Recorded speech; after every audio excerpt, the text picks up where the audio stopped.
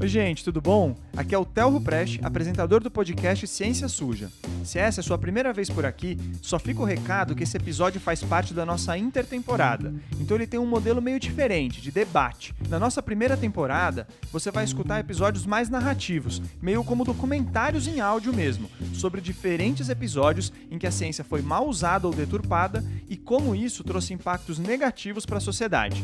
Depois de ouvir aqui, pode ir lá maratonar a nossa primeira temporada. Essa intertemporada tem o apoio da ACT Promoção da Saúde, uma ONG que atua na promoção e defesa de políticas de saúde pública, especialmente nas áreas de controle do tabagismo e do álcool, da alimentação saudável e da atividade física. Oi pessoal, tudo bem? Aqui é Thaís Manarini, eu sou jornalista focada na cobertura de ciência e saúde, apresentadora e uma das criadoras do Ciência Suja, um projeto que também tem a participação dos jornalistas Telro Preste, Felipe Barbosa e Pedro Belo. Como o Theo contou no recado aí de abertura, esse episódio ele faz parte da nossa intertemporada. No episódio anterior, ele bateu um papo com especialistas sobre o verdadeiro mercado que existe em torno da publicação de artigos em revistas científicas. E nesse novo episódio, sou eu quem assumo a apresentação para conversar com 3 grandes mulheres. Afinal de contas, março é conhecido por ser o nosso mês. E tem cada vez mais mulheres produzindo e divulgando ciência. Ou será que isso é só uma impressão? Como a gente citou no episódio sobre eugenia, na primeira temporada, a ciência ela não está descolada do que acontece na sociedade, até porque ela é feita por indivíduos que estão inseridos dentro de grupos sociais. Então nela também tem sexismo, machismo, racismo.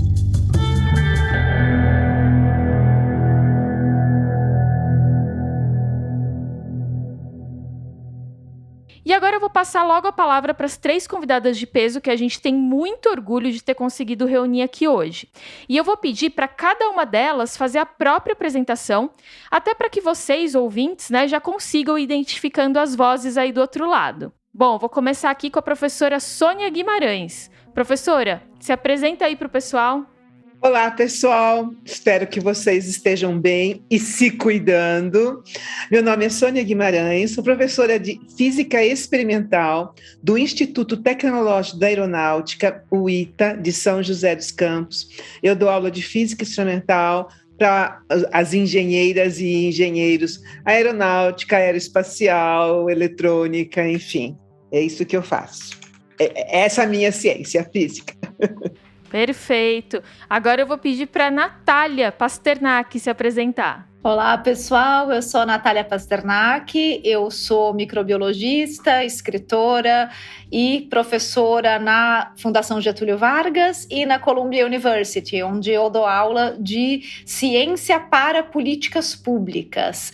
E sou presidente do Instituto Questão de Ciência, o primeiro instituto brasileiro voltado para a disseminação do pensamento crítico e racional e promoção de políticas públicas baseadas em evidências científicas.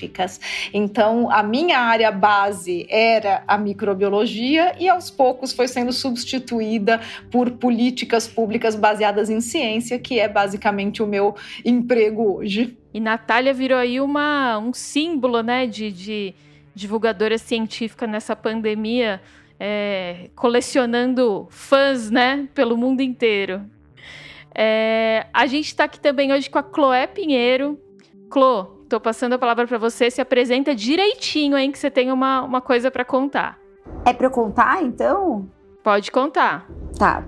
Bom, primeiro eu fico até sem graça de ser colocada no hall de grandes mulheres do lado da Sônia e da Natália, que são referências incríveis em seus respectivos campos. Não sou cientista, já deixa claro. Meu nome é Chloé Pinheiro, eu sou jornalista, atualmente eu sou repórter na Veja Saúde, e sou a mais nova contratada do Ciência Suja para a segunda temporada. Já era uma grande ouvinte do programa, adorei a primeira temporada, então estou extremamente feliz de fazer parte da segunda temporada. Recentemente eu escrevi um livro sobre a gestão da pandemia, mais focado no uso de medicamentos ineficazes. Então eu tenho pesquisado como a má ciência, pode ser utilizada para fins políticos com consequências terríveis. Então, eu sou mais uma interessada em ciência do que uma cientista em si. Então, estou muito honrada e agradecida por estar aqui hoje.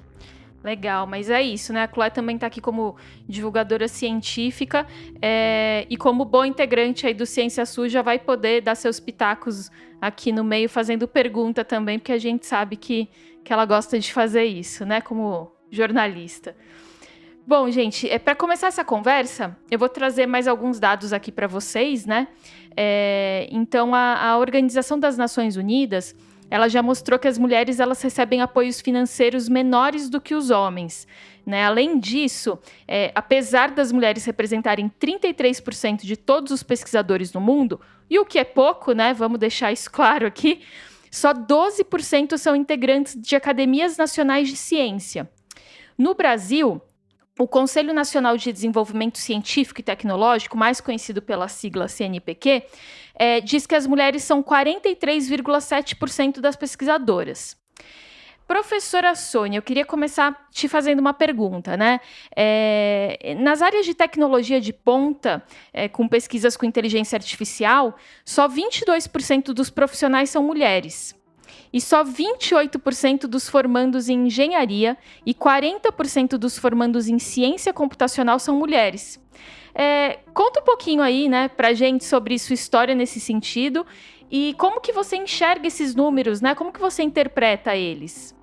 Com relação à minha história, quando eu entrei na Federal há muitos anos atrás, éramos 1.500 alunos, entramos 50 alunos na física e só 5 meninas, há muitos anos atrás. Estive de novo na Federal em 2017, tinha inclusive meninas, agora eu não sei o percentual, eu era a única negra. Fui de novo à Federal de São Carlos em 2017, agora a Federal inteirinha tinha 1.500 alunos. A Federal agora tem 20 mil alunos, 5 campi e 20% desses alunos são negros. Na física, eu encontrei meninas na engenharia física, que agora é o chique, além de física e medicina, agora o chique é engenharia física. Meninas negras na engenharia física.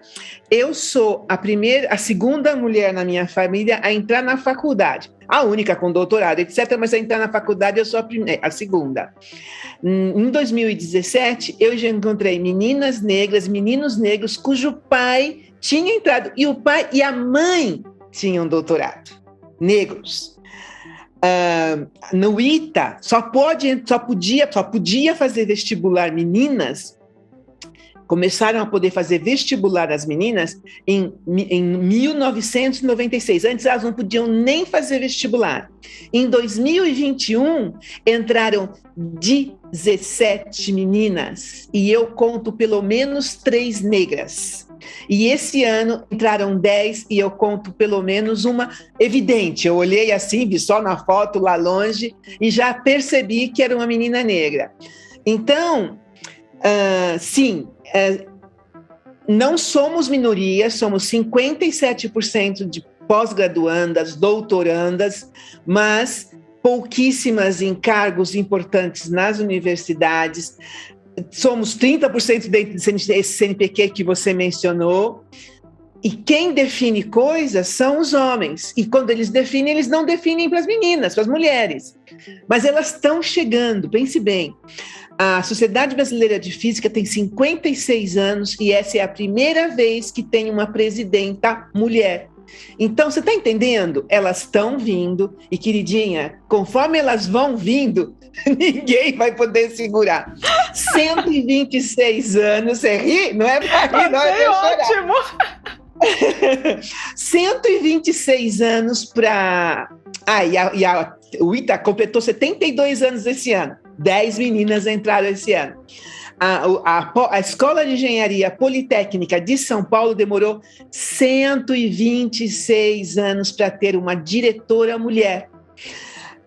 Ela fez graduação, mestrado e doutorado na Poli. E agora ela é a diretora, ela é a chefia. Sabe? Quando elas vão chegando lá em cima, elas vão trazer mais mulheres. Ninguém mais vai segurar. Esse ano vai poder entrar meninas na Marinha. Você está entendendo? Elas estão vindo, quer dizer, Sabe, existe uma luz no fim do túnel. Pode ser que demore 126 anos, mas existe.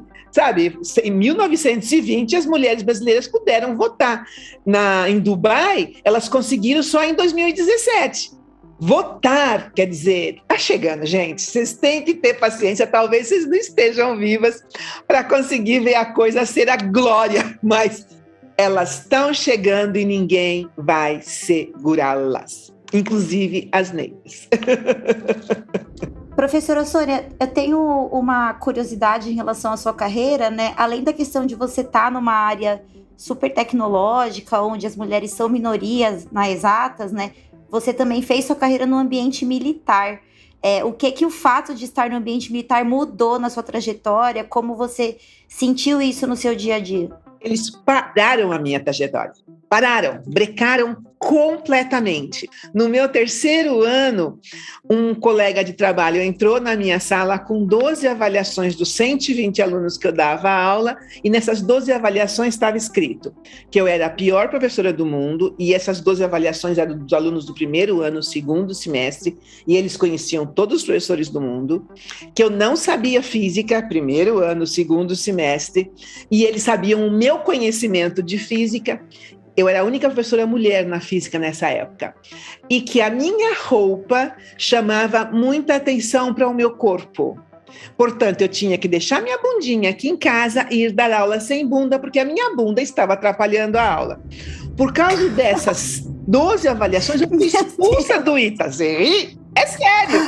Eu fui expulsa do ITA, eu fui mandada para o Instituto da Aeronáutica e Espaço, ainda dentro do mesmo campus, mas lá eu não daria aula, eu só faria pesquisa. Isso, e fiquei expulsa do ITA por perto de 13 anos. Isso me impediu de progredir profissionalmente 13 anos. Então eu tenho 29 anos no ITA e eu sou professora adjunta 4. Que eu já poderia ser professora titular há anos atrás. Nesses 13 anos eu publiquei no exterior, publiquei no Brasil. Eu tenho uma patente, além de cientista, eu sou inventora. E sou adjunto 4 agora. Estou pedindo promoção profissional, eles estão impedindo, eles estão fazendo de tudo para que tudo que eu tenha feito não valha para a minha progressão, mas eles me deram 9,4 de média. Então, é provável que eu consiga. Agora eu vou para associados. Olha, aproveitando até esse gancho da professora Sônia, que não foi combinado, eu tenho até mais um dado aqui, e é da ONU também, que fala que as pesquisadoras mulheres, elas tendem a ter carreiras mais curtas e não tão bem pagas, né? E que, além disso, o trabalho delas seria subvalorizado em periódicos científicos. E aí, Natália, jogo a bola para você, né? Eu queria saber se você sente isso e se essa questão chega a impactar na ciência e como, né? Thaís, eu não sinto isso e não senti isso profissionalmente porque a minha carreira acadêmica foi muito curta e está muito lá atrás. Mas eu tenho vários colegas que ficaram na academia e que daí sentiram sim essa dificuldade, que é exatamente o que a Sônia falou. Tem muita mulher doutora. Tem muita mulher pós-doc, mas aí você começa a subir e você vê que não tem tanta mulher assim chefe de departamento, não tem tanta mulher diretora de unidade, não tem tanta mulher reitora. Pega a chapa da reitoria desse ano da USP, as mulheres continuam sendo vices. A gente já teve reitoras, claro, mas é muito mais raro. O mais comum são os homens em cargos administrativos e cargos de poder. E agora, como fica chato não ter uma mulher na chapa, então eles colocam uma mulher de vice, né? E eu acho que isso é o que deve chamar a nossa atenção, porque se as mulheres estão fazendo a carreira acadêmica, a carreira científica, de fato, elas estão no mesmo nível, elas fazem doutorado, elas fazem pós-doc, elas publicam. Então, cadê o teto? Então, o teto, ele não é técnico-científico, o teto é social. Eu acho que quando a gente examina isso, a gente consegue concluir que o teto é social, porque elas não estão em cargos administrativos. não é uma questão da produção técnico-científica delas, né? Então existe aí um teto social que precisa ser rompido e que daí eu concordo com a Sônia, eu vejo com bons olhos, eu acho que está sendo rompido e faz parte de uma inclusão social que a gente tem que continuar batalhando. Ela não vai acontecer e não aconteceu naturalmente. Então, eu vejo, né, eu concordo com a Sônia que está caminhando muito bem, mas eu acho que as ações afirmativas, elas continuam sendo muito necessárias, e acho que a Sônia deve saber isso muito melhor do que eu, né? E que elas sempre foram necessárias. Então, o feminismo, ele sempre foi um movimento que ele foi provocado, ele não aconteceu e não aconteceria naturalmente. E a gente deve, às nossas mães e avós, continuar provocando. Exatamente. Olha, e é muito interessante que a gente nem combinou, mas o papo ele vai se desenrolando aqui. E eu ia até contar um caso aqui para vocês. Vocês estavam falando sobre cargos de liderança e tudo mais. E tem uma pessoa até que não quis se identificar, mas contou uma história que vai bem nessa linha, né? Falou que estava numa reunião, era um homem num cargo de liderança num importante hospital e centro de pesquisa aqui do Brasil, e ele todo orgulhoso, falando que tinham várias mulheres na área de pesquisa e tal. E aí, quando ele saiu dessa reunião, as mulheres que estavam lá dentro falaram assim, na verdade é bom não falar muito sobre isso, porque só uma minoria era pesquisadora mesmo, né? E um número menor ocupando um cargo de liderança. É que ele acabava contando ali, né, como, tem muita mulher, então ele contava que tinha enfermeiras, assistentes de enfermagem e por aí vai, para inflar o número de pesquisadoras, mas pesquisadoras mesmo em cargo de liderança eram pouquíssimas, né? E vocês acham que, assim, a gente está falando muito sobre a participação das mulheres, mas tem muitas ações que elas acabam ficando mais nesse blá blá blá, nessa publicidade vazia, do que em ação efetiva mesmo, quando você olha ali e pega e vê que realmente naquele espaço você tem mulher em cargo de liderança. Enfim, vocês acham que tem muito ainda blá blá blá e pouca ação?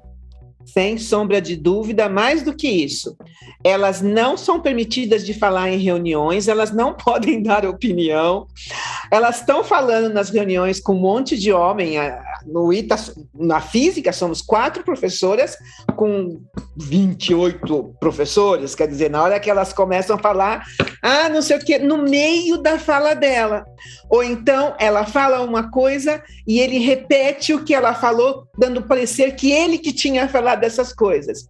E esse tipo de atitude vai enchendo o saco, porque, sabe, você entra para ter uma reunião assim, assado, e aí fica essa palhaçada na qual eles têm a voz, eles que têm E ninguém faz nada para impedir isso. A menina tem que ficar quieta, e ele tem que falar. Então, e isso também isso numa reunião de professores. Imagina numa eleição, por exemplo, para a reitoria. Então, define-se nomes para a reitoria e a maioria são homens que vão votar, porque eles são a maioria lá naquele lugar. Então, imagina, quando é que vai chegar a oportunidade de uma reitora? Ou, como fiz uma pessoa aí, foi eleita uma reitora e um certo presidente foi lá, tirou a reitora de lá e botou a pessoa que ele queria na reitoria. Quer dizer, sabe, tá entendendo? Essas coisas, muito trabalho tem que fazer, a luta tem que continuar, as pessoas que querem esses cargos e tem todo o currículo, porque aí então vem essa história, rapidinho. Eles não precisam ter currículo nenhum, basta eles ter, como disse um certo senador em 1922, tem que ter barba, porque Deus deu a barba para o homem, não deu para a mulher, portanto, ele que tem direitos. Sabe? Eles pensam pela barba. Então, elas têm que não desistir, não parar de lutar, porque eles estão achando que eles têm o poder. Eles precisam perder o poder, elas precisam continuar lutando para elas chegarem lá e chamarem mais mulheres. Então, sim, muito trabalho tem que ser feito. Por favor, elas não desistam, porque, né, se elas começarem a deixar a bola cair, eles vão dominar, e aí sim vai ser ruim. Não desistam, tem muito trabalho para ser feito. Thaís, eu acho que eu diria que sim, tem muito blá blá blá, e do mesmo jeito que a gente viu acontecer os fenômenos de greenwashing, né? Muitas vezes me parece que essas chapas mistas, elas são meio women washing, né? É para você ter certeza, ela falar assim, olha aqui a diversidade, olha aqui a mulher. É o pink washing. Pink washing, gostei. Né? Então, eu acho que tem isso. E eu acho que esses problemas também que a Sônia apontou, da gente ver mulheres muitas vezes em situação desfavorável, onde elas têm dificuldade de se impor, isso precisa ser mudado com uma boa educação das nossas meninas. A gente precisa criar meninas que sejam capazes de responder à altura nessas situações. Então, se por um lado tem muito blá blá blá, por outro lado também tem muito pouco preparo emocional e psicológico mesmo, para que as moças sejam treinadas para enfrentar essas situações. Isso requer treino, não é automático. Ninguém nasce sabendo como se comportar numa situação onde você é atacada. Então, isso precisa de treino. E não é um treino para ninguém sair por aí com 1000 pedras na mão cada vez que entra numa reunião, mas é um treino de como se colocar. E a gente não faz isso. A gente treina muito mal as nossas meninas. A gente acha que que esse conhecimento vai cair na cabeça delas do céu. Não vai. Isso precisa ser... Como a gente não fala tanto que método científico precisa ser ensinado, isso também precisa ser ensinado. E outro dia, por exemplo, foi agora, no 8 de março, no Dia da Mulher, eu lembro que eu li alguma coisa no Twitter de uma moça jovem que falou assim, em quantas reuniões, né, que já me calaram. E daí alguém me perguntou, Natália, isso já aconteceu com você? Eu falei, eu acho que ninguém ousaria se atrever. Mas por quê? Porque as pessoas me conhecem. Eu não vou permitir que alguém me cale, que alguém faça mansplaining para cima de mim. Eu não vou permitir porque eu estou preparada para responder à altura. E responder à altura não quer dizer agredir alguém. Às vezes é até simplesmente sair pela tangente, dar uma resposta engraçada, mas precisa de preparo para isso. Eu vou contar uma anedota aqui que era bastante comum na minha escola de biologia, né? Se depois não for apropriado, vocês cortam. Tá?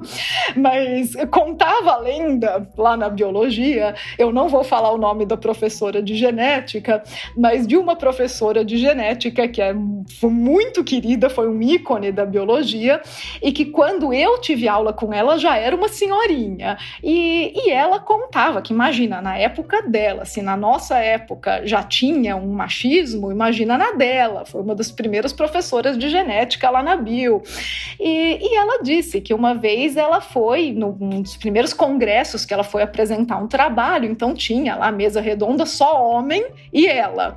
E cada vez que ela ia tentar falar, eles interrompiam e ela não conseguia participar da discussão. Isso no primeiro dia.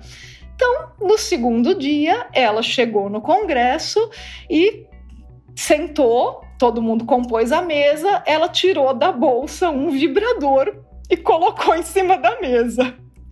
E disse que quando todo mundo olhou assim, ela falou, já que pra falar aqui tem que ter pinto, então hoje eu trouxe o meu.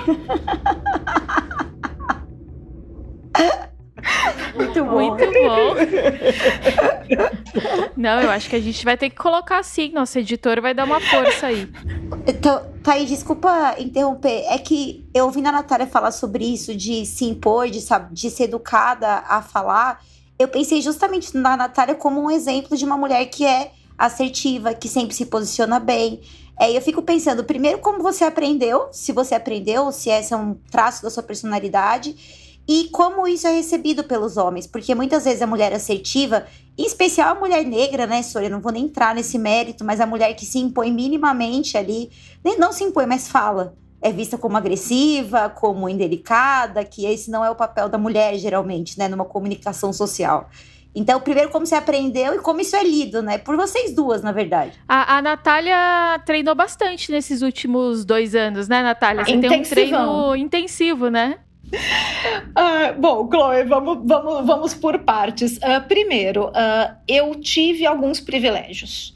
para ser treinada para isso. Eu venho de uma família onde a minha avó já era uma profissional, e isso não é comum na minha geração. A maior parte das minhas amigas, nem as mães trabalhavam, quanto mais as avós. Então, eu já tenho um diferencial de família que me trouxe um privilégio. A minha avó era empresária, a minha mãe é professora titular na Faculdade de Arquitetura e Urbanismo da USP, então eu venho de uma família onde já era natural a mulher se impor, a mulher não era nem se impor, é fazer parte dos diálogos e dos debates. Então eu cresci assim, e eu acho que isso foi um privilégio. E principalmente quando eu comecei a perceber, e olha, demorou para eu perceber que as outras famílias não eram assim. Demorou para eu perceber, Thaís perguntou se eu senti isso durante a minha breve carreira acadêmica, não só eu não senti o machismo, Thaís, como eu achava que ele não existia, porque não acontecia para mim. Mas eu tive um monte de privilégios que me passaram batido. E eu acho que isso é uma reflexão importante. A gente, às vezes, acha que realmente, se não acontece comigo, é porque não existe, né? E eu não sofri machismo naquela época. Mas por quê? Primeiro, porque eu não cheguei no teto para bater.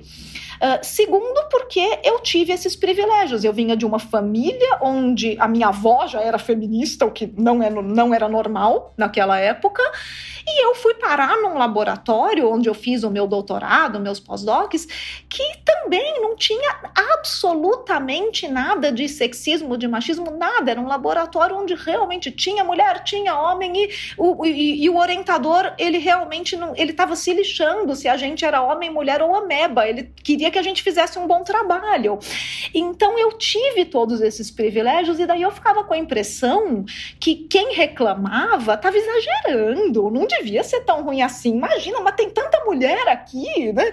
Então demorou para me cair a ficha que nem todas as famílias eram iguais à minha, e que nem todo ambiente de trabalho era tão legal como o meu. E eu acho que por isso que hoje eu percebo que precisa desse treinamento, porque esse treinamento para mim foi automático, mas ele não é automático para todo mundo. E outra coisa, as meninas têm que se manter inteiras, porque além de tudo, os meninos, os homens, etc., vão com violência, vão com... você não é capaz, você não tem maturidade emocional, você... Aí ela... Não, eu sou capaz, eu consigo fazer isso, eu consegui até aqui, elas têm que, mais do que tudo, acreditar no potencial delas, porque não é fácil lá fora. O mundo masculino não vem com beijinho, que bom, que sucesso, ai, que bom que você conseguiu. Não.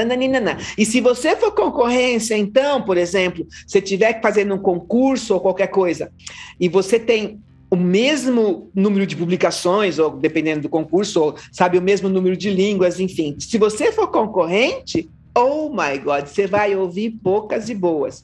Então, você tem que ser forte. Olha, eu cheguei até aqui e vou conseguir. Não fica sair correndo de uma discussão, o cara fala que você não é capaz e ela vai embora que não é capaz. Não, eu sou capaz, sim. Eu sou a pessoa mais poderosa desse mundo. Perfeito. E agora eu vou tirar a Chloé da zona de conforto dela, né? Porque ela tá acostumada a fazer pergunta, então agora... Não, me deixa perguntando, por favor. Não, eu vou ter uma questão aqui para você.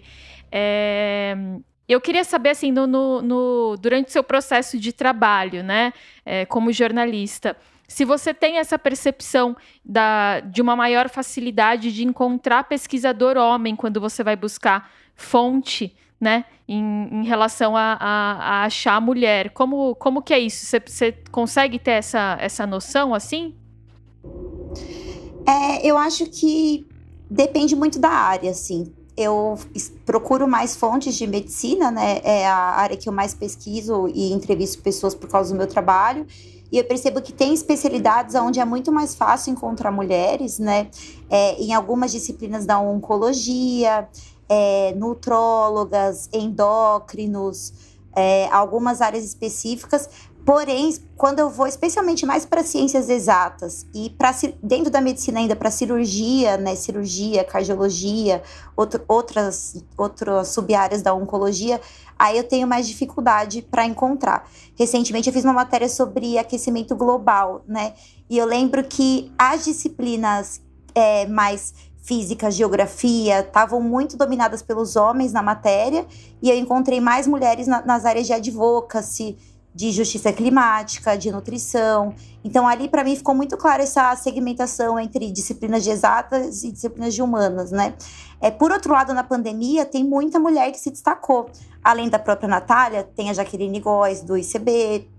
Então, a gente tem exemplos de mulheres que estavam... Tem Margaret Dalcomo, enfim, muitas mulheres ali que tomaram a linha de frente na divulgação e na própria produção de ciência sobre a Covid. Então, acho que elas ficaram mais evidentes. Mas eu acho que como jornalista, às vezes é até uma meia-culpa que eu faço, que eu pego a matéria e vejo, só falei com homem, sabe? Até pela indicação da assessoria. Então, se eu quiser que seja uma distribuição igualitária, tem que partir de mim fazer essa busca ativa por mulheres. Não é uma coisa que naturalmente vem em todas as pautas, a não ser nesses temas específicos, sabe? Mas as publicações, 64% das publicações são de mulheres no Brasil. E a maioria dessas publicações é em medicina.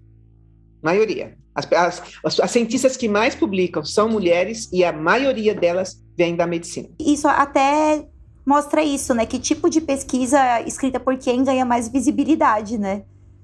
O que passa ali pelo crivo dos periódicos, o que ganha destaque na imprensa, enfim, talvez também passe por esse filtro sexista, né, de repente. No prêmio Nobel, não foi o pessoal do Covid que ganhou da medicina. Por que não? Cáspita, o que eles fizeram? Não, e foi homem que ganhou. Mas a mulherada, mesmo nos Estados Unidos, a mulherada está em peso, fazendo todas as coisas para conseguir a cura do Covid. Mas o prêmio Nobel foi uma coisa nem me lembro mais, foi um homem e não tem nada a ver com Covid. Eles disseram que talvez o próximo Nobel, mas esse ano não. Que coisa mais louca, não é? Não tá louco isso? A gente está falando aqui sobre a participação das mulheres, né, na ciência como pesquisadoras, mas eu queria trazer aqui um outro ponto, né, levantar aqui uma outra questão, que seria a participação delas dentro de pesquisas como voluntárias. E aí tem um estudo do ano passado, que eu queria até contar para vocês um pouquinho sobre ele, que saiu no JAMA Network Open, que analisou cerca de 20 mil pesquisas clínicas feitas nos Estados Unidos, porque os pesquisadores eles queriam ver se os homens e as mulheres eles eram recrutados como voluntários na proporção adequada, né, para pesquisas de diferentes áreas. Então, assim, se 60% dos pacientes de uma doença X são mulheres, será que essa pesquisa deveria, então, ter 60% de mulheres e 40% de homens? Né? E se isso batia? Então, aí a conclusão do artigo é que as mulheres estão subrepresentadas em pesquisas de cardiologia, oncologia, neurologia, imunologia e hematologia. Por outro lado, elas estão super representadas em testes sobre doenças musculoesqueléticas, traumas, medicina preventiva e psiquiatria. E aí, Natália, eu queria saber, né, como que você enxerga isso, assim, se isso pode distorcer o que a gente sabe sobre doenças e também sobre efeito de medicamento, né? Porque se você tem ali uma maior parcela de homens sendo estudado, como que fica isso, né? Na vida real, né? Você conta um pouquinho pra gente? Thaís, em teste clínico, o ideal é que você tenha um pool de pessoas o mais diverso possível, não só de homens e mulheres, mas também de cor, de raça, de etnias, porque daí você realmente consegue ter uma visão mais diferenciada de como o seu medicamento, vacina, tratamento, intervenção, né, estaria atuando nessas diferentes características. Então, não é nem só a questão do gênero, mas é inclusão nos testes clínicos. clínicos que está faltando. E daí é um problema que geralmente esbarra no recrutamento e não exatamente na randomização. Provavelmente as empresas não tentam recrutar só homens, deve ter alguma coisa enviesando quem é que se voluntaria para pesquisa, porque você pede voluntários, geralmente, quando você faz um teste clínico, você não pede voluntários homens ou brancos, você pede voluntários, então tem que ver quem é que está aparecendo para se inscrever como voluntário e qual é o viés. Qual é o viés que está dando uma maioria de homens brancos, de repente? Nem sei se tem viés de faixa etária também, é capaz que tenha, né? Então, acho que a gente teria que olhar para onde está o viés do recrutamento e não no resultado, porque dificilmente alguém vai recrutar pedindo homens brancos. Eles estão aparecendo. Por que eles estão aparecendo é difícil de determinar. Daí precisaria realmente de uma investigação nisso. E informação, né? Como é que eles falam, né? Para que lado que eles falam, para quem eles falam? Porque mesmo as pessoas negras têm problemas cardíacos diferentes das pessoas brancas. Os medicamentos para pessoas brancas, para colesterol, pressão alta, é diferente das pessoas. Eles têm a coisa bem mais... As pessoas negras têm essas duas doenças muito mais graves. Portanto, tem que usar um medicamento muito mais sério. No entanto, será que tem pesquisa sobre isso, né? O que acontece? Será que avisam, né, as pessoas negras que está acontecendo um teste, venha ver e tudo mais? Sim, onde que eles estão recrutando, né? Recrutando, brava. E, Natália, saiu até uma reportagem na Galileu, que é ótima, que fala sobre essa questão dos ensaios clínicos e da participação das mulheres, e eles chegam a mencionar a questão da dupla jornada. Então, assim, que as pesquisas teriam que levar isso em conta, porque a mulher já tem tanta coisa para fazer, que participar de uma pesquisa clínica, às vezes não é, né, não é uma coisa viável, tão simples, né? Assim. Exato, então, e até pensando nessa questão da dupla jornada e voltando um pouco na mulher como pesquisadora, a licença maternidade ano passado entrou, né, como uma coisa para você colocar no Lattes. Essa questão da maternidade, ela influencia, né, tanto para a mulher pesquisadora, como a gente está vendo agora nessa questão de participação em ensaio clínico. Isso também tem que ser levado em conta, né, gente? Nossa, mas com certeza, Thaís, quando eu engravidei da minha filha em 2008, não tinha licença maternidade para bolsista FAPESP. Não tinha licença, não é que você não podia pôr no Lattes, não existia licença maternidade para pós-doc. E eu acabei encerrando o meu pós-doc 2 meses antes do prazo, porque conversando com a minha supervisora, o trabalho já estava quase pronto, e o que eu podia fazer era trancar. Eu trancaria e voltaria depois de 6 meses. E daí, conversando com ela, ela falou, vamos entregar o relatório, então, e você já fica livre disso e vai ter sua filha sossegada, porque senão vai ficar um negócio pendurado, né, e você vai ficar incomodada com isso, que você vai querer terminar. Mas não tinha... A licença maternidade não existia naquela época na FAPESP. Então, olha, 2008, faz 13 anos só, né? Não é tanto tempo assim. Então, é uma barreira, e é uma barreira não só para a carreira acadêmica. A maternidade, ela é uma barreira para qualquer carreira, porque a maternidade, a paternidade ainda não são vistas em pé de igualdade. Então, a licença é geralmente para mãe. É muito recente a licença paternidade e ela não é dividida igualmente. O homem na família é visto como alguém que ajuda.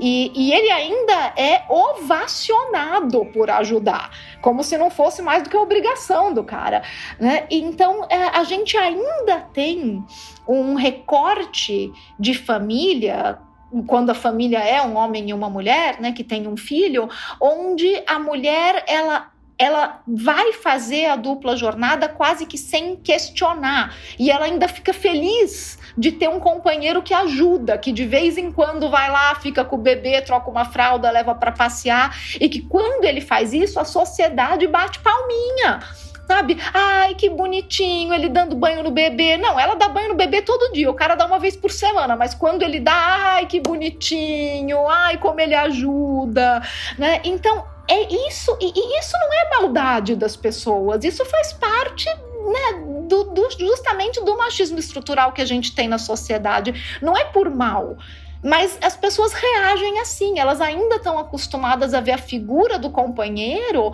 como alguém que ajuda. Então, a jornada ela não é dividida. E a gente só vai conseguir vencer essa barreira da maternidade quando a jornada for dividida. Mais uma anedota aqui, né, da época que eu ainda estava no pós-doc, eu tinha...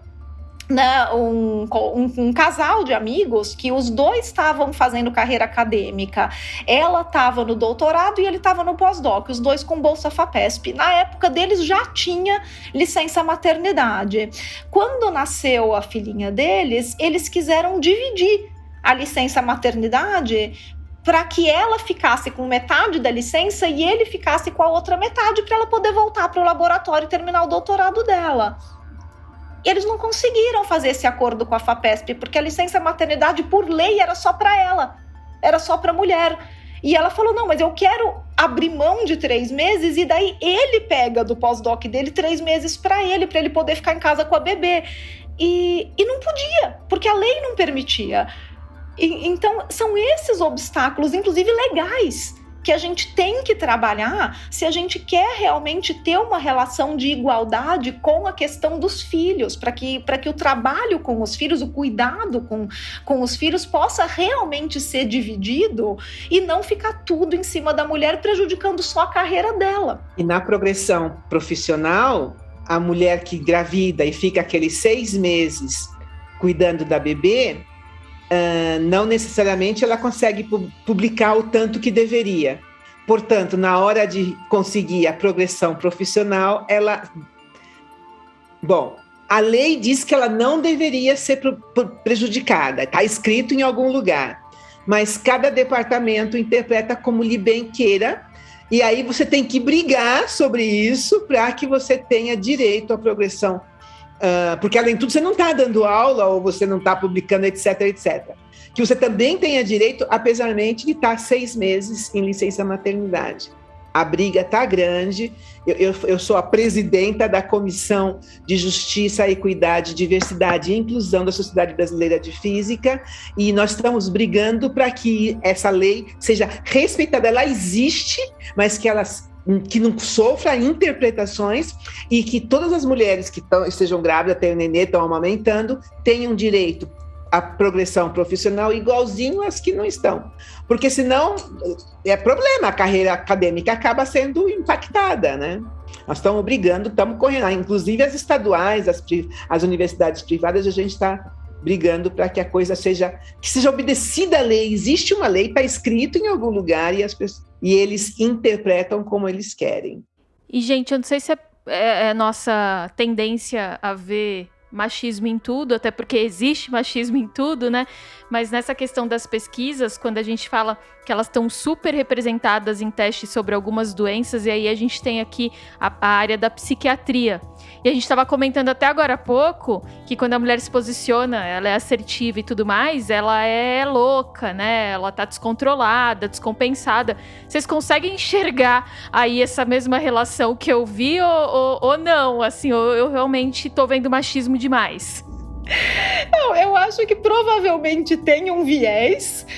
Eu acho que a gente pode discutir isso aqui realmente de maneira informal. A gente não tem essa informação, a gente não pode afirmar que é por isso que tem mais mulheres recrutadas ou que elas se voluntariam, porque a gente não sabe também, pode ser que tem mais voluntárias, né? Então a gente não sabe. Mas eu acho que aqui, como um exercício social, a gente pode brincar um pouco com o assunto, que realmente é engraçado, se você pensar que, sabe, tem mais mulheres em testes psiquiátricos, quando o maior rótulo que se dá para a mulher, principalmente a mulher que se impõe na mídia, é de louca histérica. Então, não deixa de ser engraçado. Eu acho que a gente não tem os dados para poder fazer afirmações a respeito, mas a gente pode rir disso, com certeza. Outra alegoria, né, ela só fala de racismo, ela vê racismo em tudo. Quer dizer, é louca. É verdade. E, gente, eu queria passar para um outro bloco, digamos assim, que agora seria a participação, então, da mulher na divulgação científica, né? Essa posição de divulgadora científica. E vou, de novo, tirar minha colega aqui da zona dela de conforto. Ela vai ser questionada mais uma vez. E Chloé, até queria lembrar, recentemente, né, que você topou uma missão extremamente inglória, que foi debater com um médico negacionista num programa da Jovem Pan, né, que tem prestado, assim, um belo desserviço no combate à pandemia, né? E eu queria que você contasse pra gente. Você perdeu? Eu perdi, eu vou procurar. Pô, foi 2 vezes. Foi? Uma com o presidente do CFM e depois com os Ebalos. Ela topou, Natália. Ela foi lá, topou. A gente falou, o que você vai fazer lá? Ela foi. Eu gosto de sofrer. Exato. E aí, exatamente, essa parte que eu queria saber, né? Conta pra gente um pouquinho sobre os ataques que você recebeu depois, porque a gente tá falando de um programa também que tem um público ali, que a gente sabe que é um público cativo, que acaba sendo até mais... que acaba já concordando de imediato com o que está sendo dito ali, com os convidados que estão ali. Conta pra gente como foram esses ataques, se eles eram sexistas, se você sentiu muito essa questão do machismo, principalmente na sua participação, na repercussão, né, depois da participação. Eu acho que eu senti um pouco já lá, falando com esses homens, que eram essa medicina, quando a gente pensa mais estereotipada, do homem branco, mais velho, que se acha o detentor de algum tipo de verdade especial. Então, da própria maneira que os entrevistados me trataram, um pouco condescendente, assim, tipo, essa garotinha ali, sabe? Que é uma coisa que eu também sinto muitas vezes no meu trabalho, sei lá, eu já cubro há mais de 10 anos saúde e ciência, e várias vezes os médicos perguntam, mas quantos anos você tem? Mas você já teve filho? Mas você terminou a faculdade? Eu entendo que eu tenho uma voz de criança, tudo bem, mas eu duvido que façam isso com jornalistas homens, sabe? E eu senti muito um pouco isso do que a Natália comentou sobre assertividade, porque era um ambiente, né, de negacionistas, de repórteres negacionistas, e eu era a única jornalista que estava ali para fazer algum tipo de contraponto. Então, eu fui vista como mal educada. E até fiz um tweet falando, jornalista não pode fazer pergunta agora, e todo mundo, você não estava perguntando, você estava desrespeitando, você não chamava ele de senhor, não sei o quê. Então, me trataram como mal educada, porque eu estava ali fazendo perguntas que, como a Natália falou, se vai deixar o cara desconfortável ou não, é a visão como a pessoa vai reagir ao que eu tô falando, não a minha comunicação que é o problema. Então eu senti isso, e depois eu recebi um ataque ao outro, tipo, me chamaram de vaca, falaram da vozinha, falaram que eu era despreparada, enfim, um pouco mais nessa linha de me desmerecer pela minha aparente juventude, e acredito pelo fato de ser mulher também, mas é uma coisa que eu já sentia em outros momentos do meu trabalho, assim, sabe? Me deixa um pouco desconfortável, mas também você fica mais mordido, né? Eu acho que é o que a Sônia tava falando. Essas coisas te dão mais vontade de ir lá e falar, não, agora eu vou ter que usar um argumento que vai te desconstruir, vai te pegar de calça curta, sabe? Natália, você também, assim, nesses últimos 2 anos, né, que a gente tá vivendo essa pandemia, você também se posicionou muito, aparece bastante, dá muita entrevista, e também se posiciona em rede social. Como que é pra você isso? Você também sente que os ataques, eles são diferentes quando você pega, por exemplo, e compara com colegas que falam a mesma coisa que você, mas que são homens? Nossa, com certeza. É motivo de piada sempre entre mim e meus colegas homens que também fazem divulgação. A quantidade de vezes que falaram do meu cabelo e da minha maquiagem é inversamente proporcional à quantidade de vezes que falaram da barba deles. Né? Porque ninguém comenta, os caras podem estar com a barba por fazer, né? Ninguém comenta, olha, nossa, esse cara tá com a barba por fazer, que desleixado, né? Alguém já viu esse comentário pra homem? Eu já vi, eu vou te falar que eu já vi, mas em tom de piada, como tipo, de brincadeira, sabe? Não de crítica, que é o que acontece com a mulher, né?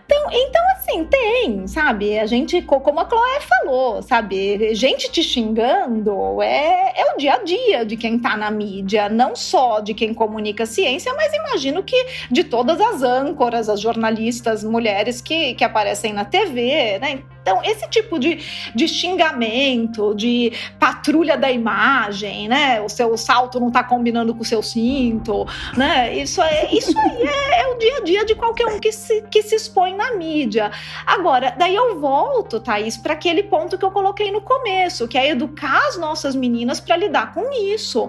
Porque você não pode levar esse tipo de coisa a sério, gente. Esse tipo de coisa para dar risada. É ridículo. Sabe? Então, cada vez, eu tenho histórias engraçadíssimas. Uma vez eu tive uma pessoa que veio, né? Mas olha, até que ela foi gentil, ela veio no privado, né? Me falar que a minha sobrancelha era muito feia e ela, como designer de sobrancelhas, poderia resolver isso pra mim, né? E daí eu fiquei esperando, assim, ela me ofereceu desconto. Nada! Poxa! Mas você vem falar que minha sobrancelha feia, não vai me dar nem um descontinho. Então, assim, gente, tem que brincar com isso, você tem que rir disso, você não pode levar isso a sério. Professora Sônia, a senhora tinha comentado também dessa questão, né, de roupa, de como isso também impactou, né, trouxe essa questão, foi vista também na sua trajetória. E você tá aí dando risada, né, das histórias da Natália, então é isso, é engraçado que vocês conseguem rir e acham isso, né, não tem o que fazer, né? Você quer que eu chore? Não posso, querida. A gente chora, cria tudo ruga na cara da gente, não pode. O pior é que ri também, Mas deixa eu te contar o que aconteceu comigo. Isso aqui é sacanagem. É verdade. Mas é mais gostoso. Deixa eu contar pra vocês o que aconteceu comigo hoje, essa semana. Uma entrevista que eu dei no jornal O Dia, eu não sei quando, eu não me lembro dessa entrevista, foi publicada em dezembro do ano passado, e hoje essa semana, eu sofri uma sindicância sobre as coisas que eu falei no jornal. Tudo hiper verdade. A minha advogada, você tem prova? Você tem testemunho? Coitada, a minha advogada sofre tanto da minha mão. Você tem prova? Você tem testemunha? Francamente, eu não sei. Aparentemente está fora de contexto no texto do jornal, mas em soma, eu falei verdade, falei um monte de coisa que eles me prejudicam, as injustiças que eles fazem contra mim. No entanto, eles leram pedacinhos, pegaram pedacinhos do que eu falei e se transformaram numa sindicância contra mim. Fui com a advogada, tive que ir lá explicar o que foi que eu falei, qual foi o contexto, o que eu queria dizer. Aquilo é racismo? Blá, blá, blá, blá, blá. Tá bom isso aí para vocês? É melhor do que roupa ou não? Eu fui no Bial e no Bial o Bial me perguntou: Sônia, como é dar aula no lugar machista, branco e racista? Aí minha resposta: eles me odeiam. E é a pura realidade. Se eu pudesse dizer por que no Bial, ia ter coisa para falar de montão. Bom, voltei, né? Saí do Bial, voltei no dia seguinte, entrei no ITA. Oh my God! Todo mundo vê a Globo, todo mundo assistiu o Bial. Eu não assisto o Bial nunca, mas naquele dia todo mundo assistiu. O diretor do DCTA, que é o campus que pega todos os institutos: a Sônia é mentirosa, aqui não temos machismo, não temos racismo, não temos homofobia. Um cara fez uma folha inteirinha no jornal, no Estadão, ou na Folha, dizendo que eu era mentirosa. Se eu só deixar um wrap-up, Thaís, eu acho que o importante que a gente pega disso tudo, né, até das anedotas aqui, né, minhas e da Sônia, é que existe uma expectativa de como a mulher deve se comportar em público. E é isso que a gente precisa, de novo, treinar as nossas meninas para elas perceberem que elas não têm que se curvar a elas não têm que ceder a essas expectativas, não têm que cumprir essas expectativas, porque a expectativa existe. Existe a expectativa de que a mulher seja delicada, que ela fale baixo, que ela nunca levante a voz, que ela não se imponha, que ela seja sempre a pessoa que põe panos quentes, que tenta acabar com a discussão. Isso até dentro de um relacionamento pessoal, não precisa nem ser na mídia. Espera-se que a mulher seja sempre a pessoa que evita o atrito, que evita a discussão, que evita o embate. Então a gente precisa treinar as nossas meninas para elas não evitarem a discussão, não evitarem o embate, nem nas vidas pessoais delas, porque isso tem um custo muito alto também, de você sempre ser a pessoa que tem a obrigação de que todo mundo se sinta bem ao seu redor. Então você evita qualquer tipo de discussão, porque você acha que esse é o seu papel. Então existe uma expectativa de como a mulher deve se comportar em sociedade. E já está mais do que na hora da gente mandar essa expectativa às favas. E a gente treinar nossas meninas para que mandem essas expectativas às favas. E não cumprir. A gente não precisa cumprir. E à medida que a gente não for cumprindo, isso vai se desfazendo. E voltamos lá para aquele começo que a Sônia falou, que está mudando. E essas expectativas elas vão se desfazendo à medida que mais e mais mulheres não estão nem aí para essas expectativas, mas isso precisa ser provocado na sociedade. Então é o nosso papel provocar isso nas moças mais jovens. Quando eu me coloco muitas vezes no Twitter, em mídias sociais, muitas vezes as pessoas perguntam, mas por que você de vez em quando, é raro eu fazer isso, mas às vezes eu faço questão de pensar um comentário machista, bobo que me fizeram e colocar lá de exemplo e dar uma resposta atravessada. Eu nunca respondo para a pessoa, eu dou print e coloco no meu feed, na minha timeline. Eu não vou nunca responder diretamente para a pessoa que veio me ofender, porque eu não tenho que engajar com essas pessoas, mas de vez em quando eu pego como exemplo. E por que eu faço isso? Para as meninas mais jovens, para as nossas adolescentes, para as nossas jovens mulheres, para elas verem que a gente pode reagir, a gente pode rir desses babacas, a gente deve rir deles e a gente deve se colocar. E sim, mulher fala palavrão, mulher levanta a voz, mulher não tem a obrigação de ser apaziguadora. E a gente precisa mostrar isso com exemplo. Ô, Thaís, eu posso só fazer uma última pergunta para a Natália e para a Sônia, que acho que até eu estava lendo aqui no roteiro, acho que é interessante da gente falar, que é a questão de o que a ciência tem a ganhar em promover essa inclusão. Perfeito. Chloé, a ciência perde muito se ela não tiver, não só a ciência, mas como todas as áreas do conhecimento, mas falando especificamente da ciência, a ciência perde muito se não tiver inclusão de diversidade de ideias. E essa diversidade de ideias, porque a ciência é feita de perguntas, de boas perguntas, e as perguntas que uma mulher faz são diferentes das perguntas que um homem faz, às vezes para a mesma questão científica. As perguntas que uma mulher negra faz podem ser diferentes das perguntas que uma mulher branca faz.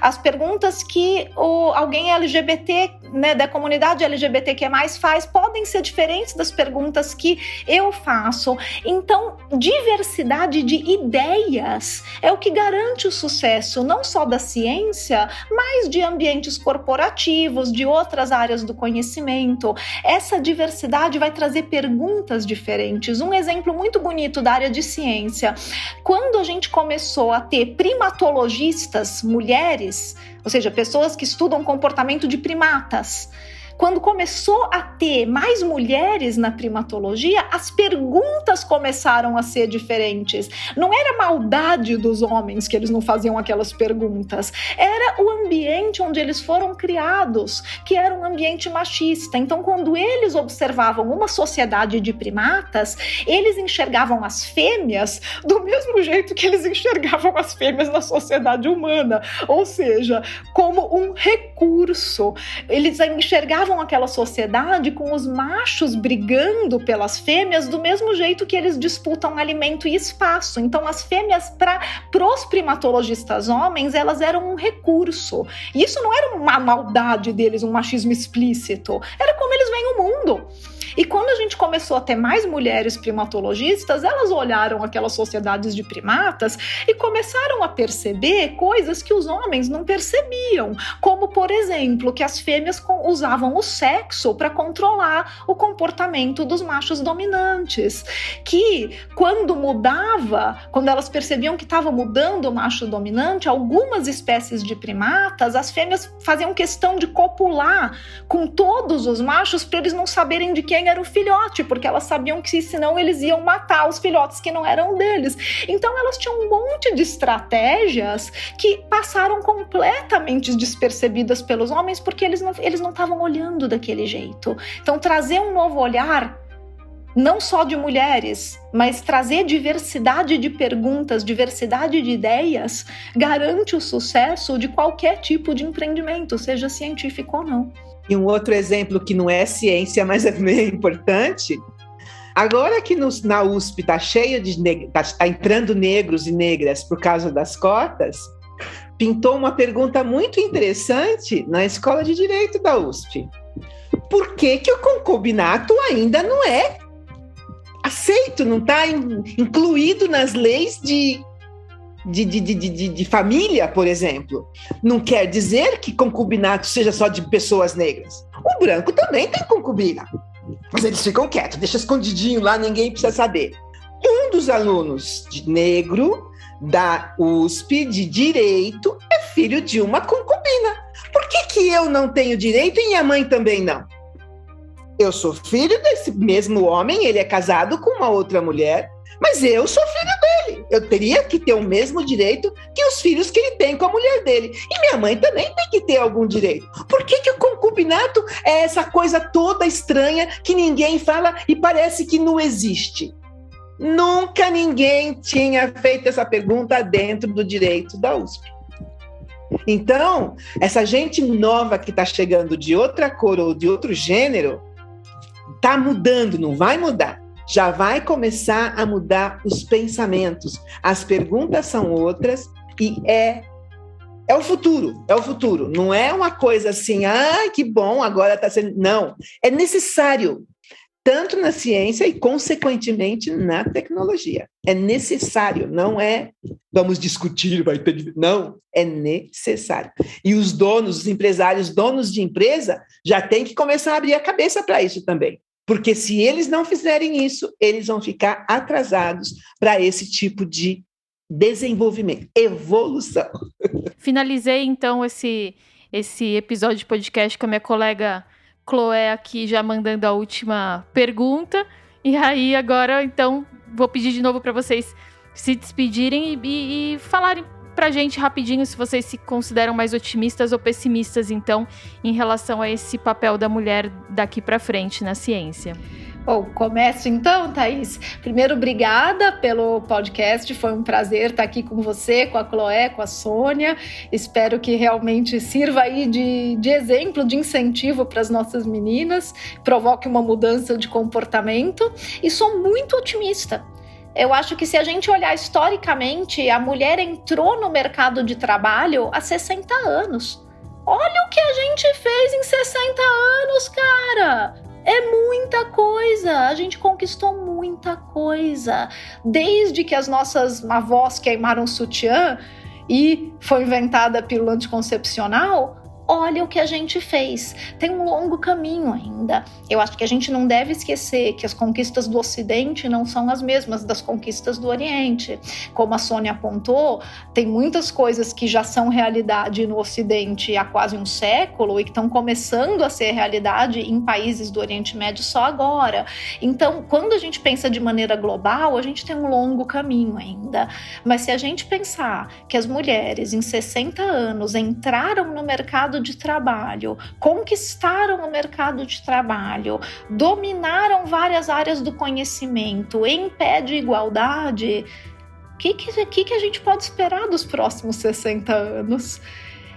Eu acho que a gente precisa continuar provocando E a gente precisa trabalhar essas questões de atitude e comportamento para que as nossas jovens meninas se sintam perfeitamente à vontade, da mesma maneira que os homens se sentem à vontade para falar o que pensam. E a gente precisa olhar para os países menos favorecidos, onde o machismo ainda é muito mais do que desconforto, onde o machismo significa mutilação genital de meninas, significa realmente perda de direitos. Então a gente precisa olhar também para esses países, mas eu sou muito otimista, porque quando eu olho tudo que a gente já fez, eu só imagino o que a gente ainda não é capaz de fazer. Eu também sou super otimista, inclusive para as mulheres negras. Esses últimos 2 anos foi um desastre com relação às mulheres negras por causa da pobreza, da situação econômica se precarizando de uma forma bárbara. Mas deixa, elas continuam lutando e elas vão conseguir superar toda a perda de dinheiro, de emprego, de tudo, elas vão superar e elas vão vencer, porque além de tudo, elas são muito guerreiras. Então, sim, não pode não ser daqui 5, 10 anos, mas vai acontecer. É uma questão de tempo. Elas vão ganhar esse mundo. É isso. E é com essa que a gente encerra o episódio de hoje. A esperança é de que ele chegue principalmente a muitas meninas.